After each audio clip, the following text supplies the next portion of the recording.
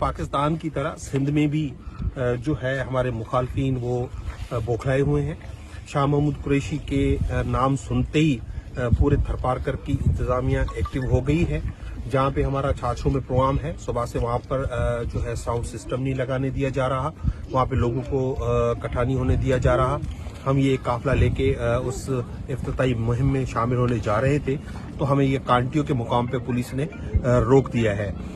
ये सब वाज़ेह करता है कि जैसे पूरे मुल्क में एक फस्तायत का निज़ाम कायम है, वो सिंध में भी जारी है। यहाँ पे जंगल का राज है, लेकिन इंशाल्लाह हम इमरान खान के सिपाही हैं, हम हर सूरत में इलेक्शन लड़ेंगे और मखदूम शाह महमूद कुरैशी का पैगाम घर घर पहुँचाएंगे इंशाल्लाह।